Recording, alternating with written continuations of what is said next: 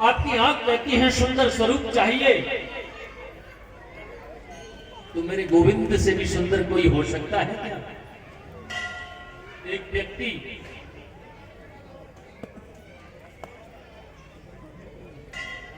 और भगवान की भक्ति करते हैं।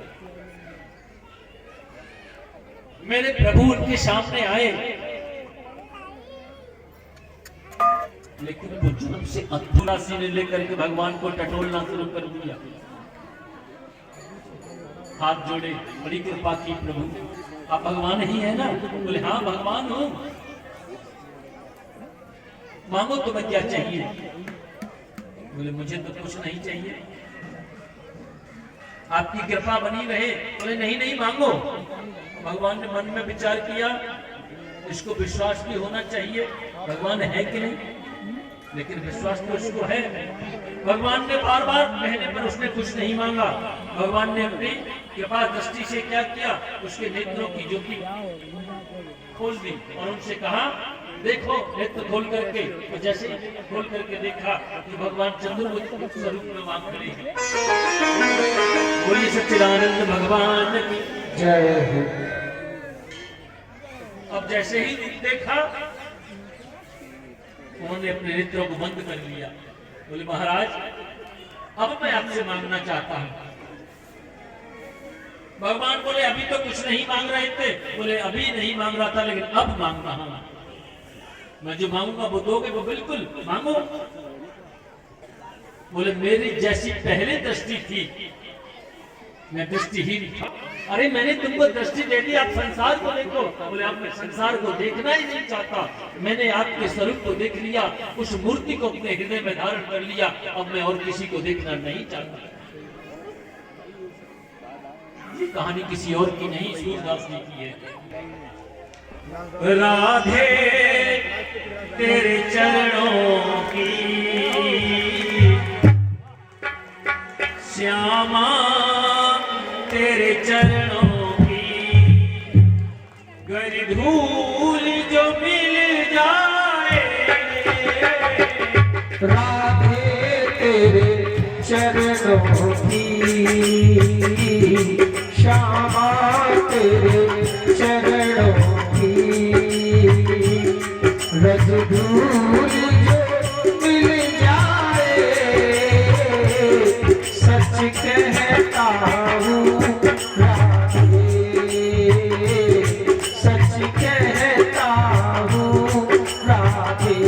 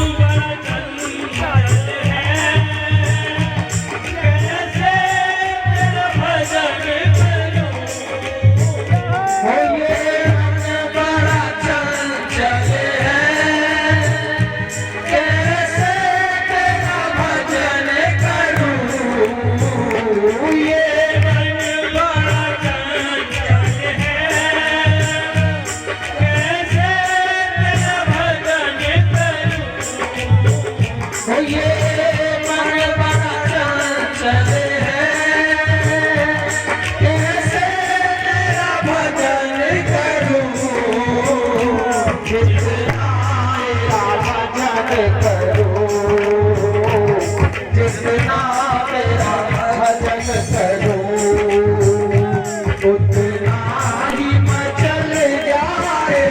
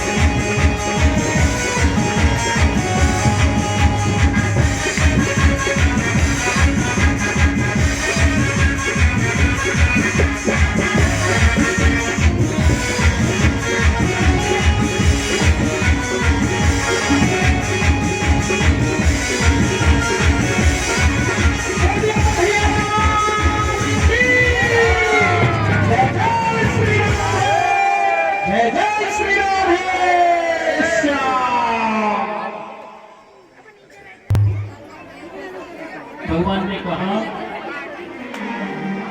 इंद्रियों को वश में करना चाहिए माता। और दूसरा प्रश्न आपका था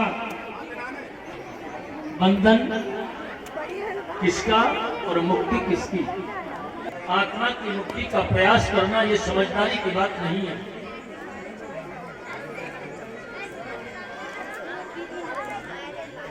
क्यों? अरे माता, जिसका बंधन होता ही नहीं उसकी मुक्ति का क्या उपाय करना। आत्मा तो कभी बंधन में रहती ही नहीं, निर्विशेष है, निरीह है, उसका बंधन कैसा है न जायते। अभी थोड़ी देर पहले नैनम छिद्यन्ति शस्त्राणि नैनम दहति पावकम्, आत्मा तो अविनाशी है, इसलिए आत्मा का बंधन होता ही नहीं है, तो मुक्ति का प्रयास क्या करना। और माता, इस शरीर की मुक्ति का प्रयास करना, आपने कहा बंधन शरीर का, मुक्ति का या आत्मा का, तो शरीर की मुक्ति का प्रयास करना भी ये डबल नासमझी होती है, ये भी समझदारी नहीं है। मैया बोली क्यों? अरे माता, इस शरीर की मुक्ति कभी नहीं हो सकती।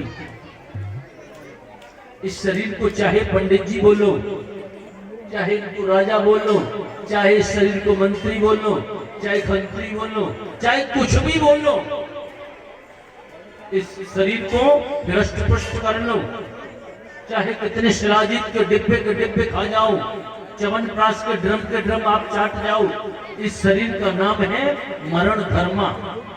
इसको मरना है माने मरना है। शरीर की कभी गति नहीं होती।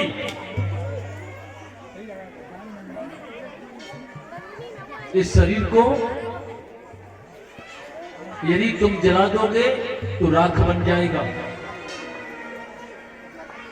गाड़ दोगे तो इसमें कीड़े पड़ जाएंगे, और फेंक दोगे इसको तो इसको गीदड़ खा जाएंगे, और कोई शरीर की चौथी गति नहीं होती। इसलिए शरीर की मुक्ति का प्रयास करना भी समझदारी नहीं है माता। ये शरीर किसी काम के नहीं आता। हाथिन के दांत के खिलौना बने भांत भांत। ये जो मनुष्य शरीर है ना, ये किसी काम का नहीं है। हाथिन के दांत के खिलौना बने भांत भांत, मृगा की खाल का ऋषि मन भाई है। सिंगा की खाल को बिछावत यति लोग, गेड़ा की खाल राजा छत्र ऊपर छाई है। अरे सावर की खाल को बादत सिपाही लोग, और छेरी की खाल थोड़ा नील भर लाई है। कहे कवि रामदास राम के भजन बिना, जब मानव की खाल का काम नहीं आई है। इसलिए माता, इस शरीर की मुक्ति का प्रयास करना समझदारी नहीं है। माता, बंधन तो मन से होता है और मुक्ति भी मन से ही होती है। मन एव मनुष्याणाम कारणम बद्धमोक्षयो, बद्धम तु विषयासक्तम मुक्त निर्विषयम मनः।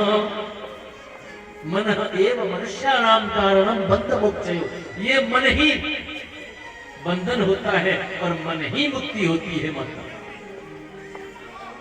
कर का मन का डार देशो, मन का फेर। मन से ही बंधन है। मन यदि विषयों के प्रति आसक्त है तो हम बंधे हुए हैं, और मन यदि विषयों से अनासक्त हो गया तो हमारी मुक्ति है। बोलिए सच्चिदानंद भगवान की, कृष्ण कन्हैया लाल की। इसलिए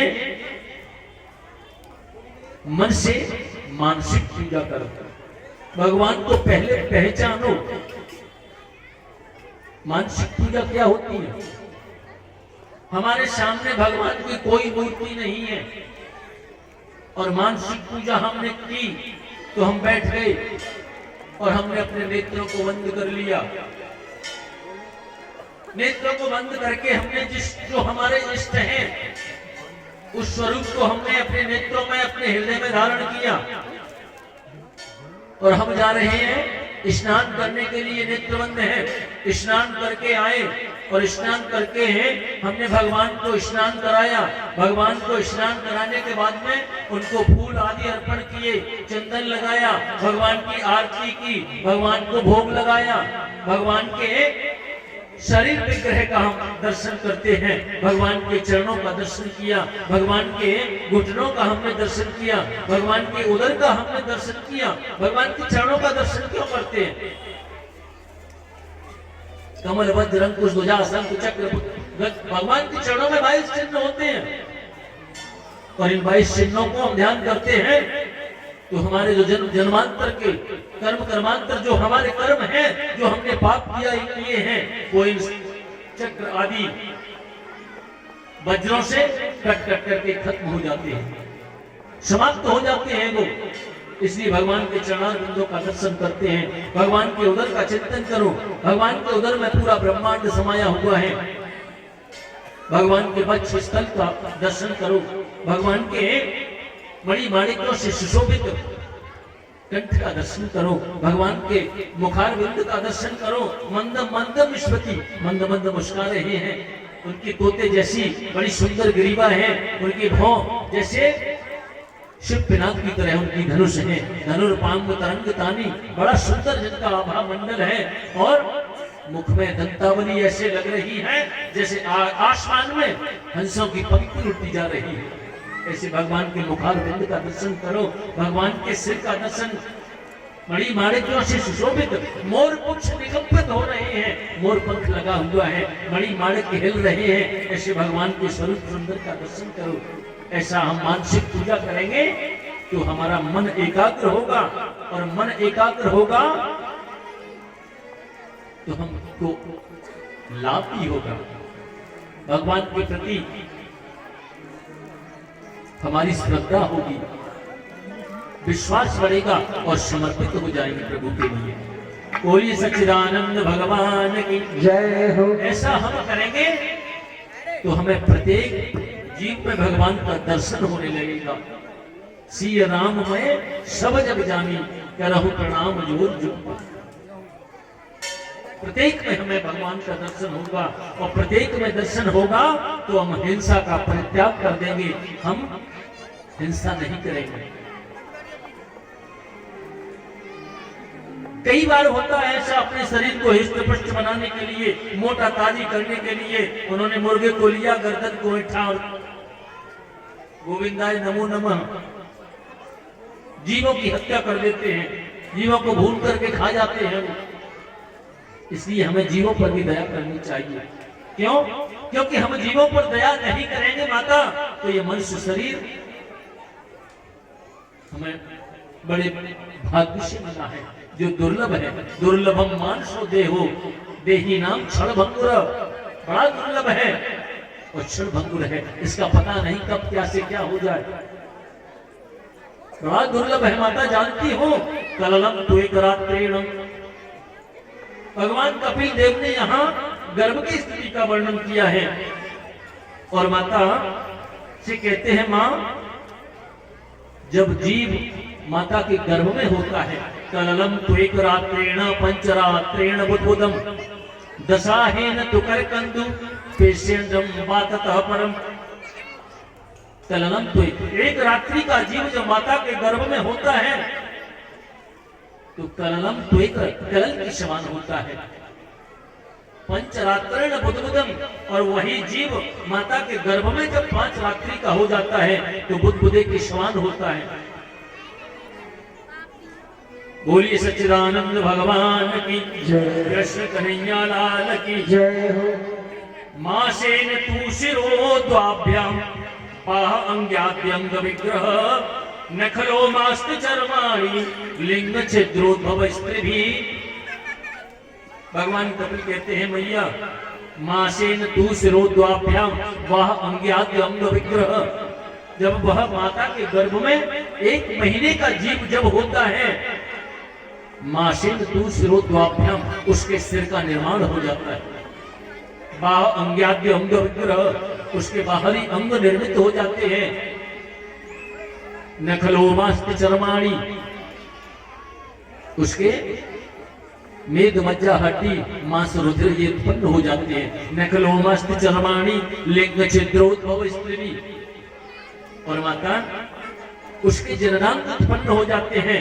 यदि वह स्त्री है तो माता की वाई को छीने रहता है, और यदि वह पुरुष है तो दाई को छीने रहता है। बोलिए सच्चिदानंद भगवान की जय हो। कृष्ण कन्हैया लाल की जय हो। चतुर्भी रातव सप्त पंचमी क्षुत्रंगोद्भव षड्भिर्जलायुणावीत कुक्षौ भ्राम्यत्य दक्षिणे। बड़ी सुंदर उपाख्यान किया है। चतुर्भी रातव 4 महीने का जब जीव होता है माता के गर्भ में, तो उसके संपूर्ण अंगों का निर्माण हो जाता है। संपूर्ण अंगों का निर्माण हो जाता है। अब मैया बोली गर्भ में जीव है तो कोई इसको कष्ट नहीं होता होगा। बड़ी अच्छी बात है, माता के गर्भ में रहना है, न उसको कोई दुख है, न सर्दी है, न गर्मी है, न हर्ष है, न विषाद है, न शोक है, न संदेश है। भगवान कपिल हाथ जोड़ करके बोले मैया गर्भवासम समम दुखम न भूतो न भविष्यति। गर्भ में जितनी पीड़ा होती है जीव को उतनी कहीं नहीं होती। तुम कहती हो गर्भ में बड़ा प्रसन्न है। कटु तीक्ष्ण लवण रुक्षम लादिविरुल्वणी मात्र भक्तै रूप स्पृष्ट सर्वांगोतित वेदन। कटु तीक्ष्ण लवण रुक्ष अम्ला दिव्य। माता के गर्भ में जो जीव होता है तो मैया बड़ा चटपटा खाती है। कटु तीक्ष्ण लवण रुक्ष अम्ला, ऐसे ऐसे अम्ल चर्म चोष से लेह भच्च भोज्य अम्ल तप्त कटक साय मधुर संतरस विनिमित पकवानों को खाना शुरू करती है। रुक्ष अम्ला दिव्य। जब ऐसे कटु तीक्ष्ण तीखे जब भोजन करती है तो वह कोमल त्वचा जो शिशु की है, गर्भ में जो जीव है उसकी अत्यंत कोमल त्वचा है, उसमें जाकर के वो कटु तीक्ष्ण बहुत लगते हैं, बहुत वेदना होती है, बहुत रोता है। और मैया तुम्हें पता है, बोली सच्चिदानंद भगवान की जय हो।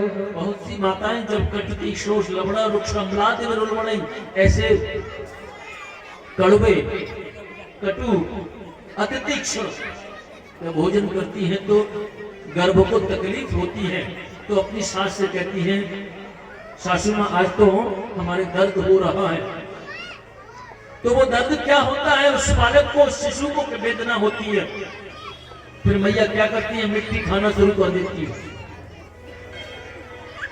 मिट्टी से क्या होता है, उस गर्भस्थ शिशु के शरीर पर उस मिट्टी का लेप लग जाता है। फिर मैया चाहे कटु खाए, चाहे तीक्ष्ण खाए, चाहे कुछ भी खाए, फिर उसको वेदना नहीं होती, लेकिन वह शिशु के लिए बहुत खतरनाक होता है। भगवान कपिल देव कहते हैं मैया क्रमी विभक्षित सर्वांग। जब माता के गर्भ में जीव होता है, क्रम में भी भक्षित सर्वांग, छोटे छोटे जो मातृ गर्भ में जो कीड़े पड़े हुए हैं वो उसके सर्वोत्त अंग को भक्षण करना शुरू कर देते हैं। क्रमी विवक्षित सर्वांग शोकुमार्यात्क्षणम मूर्छा माप्नोति रूपेश तत्रय तै क्षुदितै मुहुः। क्रमी विवक्षित सर्वांग बार बार मूर्छित हो जाता है गर्भ में। बार बार होश आता है जब उसको गर्भ के कीटाणु उसको भक्षण करते हैं, उसको खाते हैं, मलमूत्र के गड्ढे में पड़ा हुआ है। मैया इससे बड़ा कष्ट उसके लिए, जीव के लिए और कोई होता ही नहीं है। गर्भवासम समम दुखम न भूतो न भविष्यति। और भगवान कपिल कहते हैं मैया 7वां महीना आते आते उसे जन्म जन्मांतर के कर्म याद आ जाते हैं। उस नरक में पड़े पड़े, उस मलमूत्र के गड्ढे में पड़े पड़े 7 जन्मों के उसे जो कर्म उसने किए हैं उन्हें याद करता है। फिर वो अंजलि जोड़ करके भगवान से प्रार्थना करता है कि भगवान किसी भी तरह इस गर्भ से मुझे निकालो। अंजलि जोड़ करके भगवान के सामने, और भगवान से कहता है कि तस्योपसन्नम अवितम जगदिच्छयात् नाना तनोर्भवचल चरणारविंदम सोहम व्रजामि शरणम यज्ञतोऽयं मे येने दृशीकति दर्शसतो न रूपा। आप अपने उस स्वरूप का दर्शन क्यों नहीं कराते प्रभु? तस्योपसन्नम अवितम जगदिच्छयात्, हे प्रभु मुझे इस जगत में आप भेजो, मैं आपका बहुत भजन करूंगा। भगवान कहते हैं गर्भ में ही स्तुति करता है, बाहर आते सब भूल जाता है। बोले सत्य कहता हूं महाराज, मैं आपको भूलूंगा नहीं, मुझे एक बार इस नरक से बाहर निकालो। और धीरे धीरे आया, 9वां मास पूर्ण हुआ। अब जैसे ही 10वां महीना लगा, गर्भ का समय आया और तुरंत माता के गर्भ से बाहर आ गया। माता के गर्भ से बाहर आ गया। मैया बोली बहुत अच्छा हुआ, अरे गर्भ में इतनी उसको तकलीफ थी, बाहर आके कम से कम सुख तो मिलेगा। भगवान कपिल हाथ जोड़ करके बोले मैया बाहर भी सुख नहीं हुए। अरे बाहर जीव आ तो गया, भगवान से करार करके आया, तस्योपसन्न ममतम जगदिच्छयात्, प्रभु इससे बाहर निकालो, आपको जीवन पर्यंत नहीं भूलूंगा। और यहाँ आते ही भूमि परत भाड़ा पर पानी, भूमि परत दावर पानी, भूमि परत दावर पानी, जिनकी महिमा याद बनाई।